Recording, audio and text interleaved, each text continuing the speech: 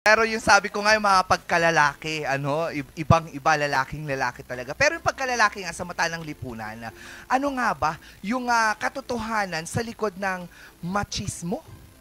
Makismo? Mechanism? Makismo mental, machismo. Machismo. Makismo? Makismo? O Machismo. mabeso-beso mo? What's this? Let's learn that dito sa Men's Station.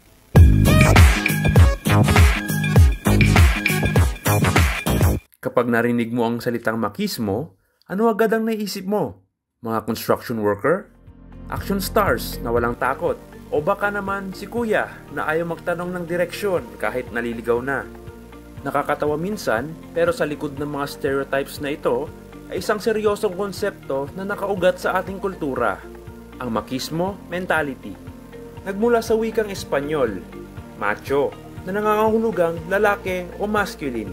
Isa itong kaisipang mas pinagtibay sa mga lipunang may patriarkal na tradisyon.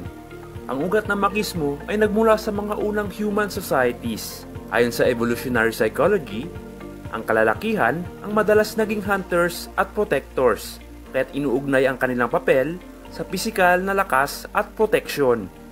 Ito ang mga halagang dala ng makismo mentality. Pero may epekto rin nga ba ito sa paghubog ng pagkatao ng mga lalaki? Natutunan ng mga bata ang makismo mula sa kanilang kapaligiran, kung saan inuulit ang ideya na boys don't cry at real men don't show weakness. Dito nagsisimula ang limitasyon. Hindi na sila pinapayagang magpakita ng kahit anumang kahinaan o emosyon. Kapag lumabis, ang makismo mentality ay humantong sa tinatawag na toxic masculinity, kung saan nagbubunga ang sexism, gender inequality, at minsan karahasan. Ngayon, lumalawak ang pag-aaral tungkol sa masculinity. Binigyang diin ng psychologists at gender studies experts na hindi kailangang alisin ang lahat ng aspeto ng makismo. Pero kailangan itong baguhin, kahit sa simpleng paraan lang, sa pagtuturo sa mga bata na okay lang umiyak, na hindi kahinaan ang pagpapakita ng damdamin. Iwasan ang pag-judge agad kapag nagpakita ng emosyon dahil dito maaaring magsimula ang pressure. Science says na ang kalalakihan ay may parehong emotional capacity gaya ng kababaihan, at kapag binigyan sila ng espasyo na maging bukas, magiging mas malusog ang kanilang mental health at mas maayos na relasyon.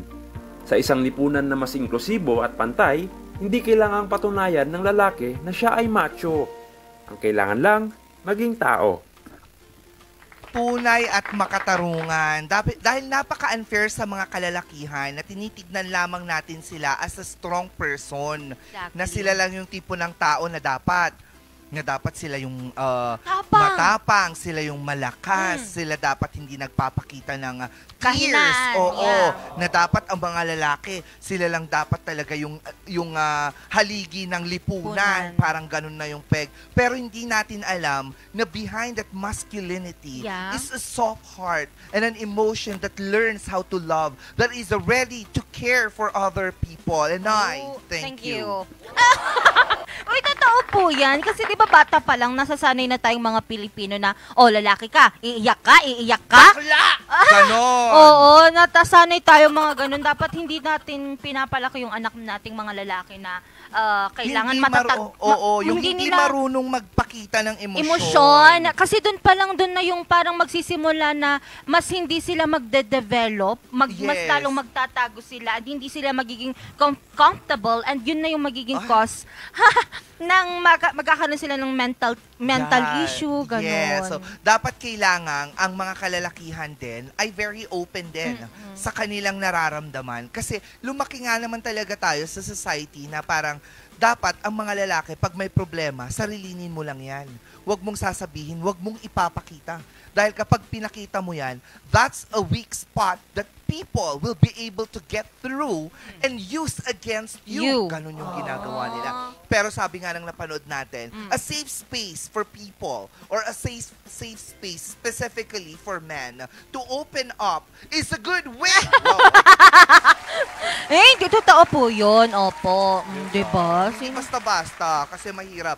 Sabi nga nila, diba, pag yung may problema nga ang mga babae, parang, ay, at least sila na ilalabas nila. Yung mga lalaki, nahihirapan yung mga yan. Kasi siguro, Oo. hindi sila lumaki na nasanay na ilabas yung mga hinaing nila sa buhay, gano'n. Kaya pag yan nagalit talaga, magwawala talaga yan.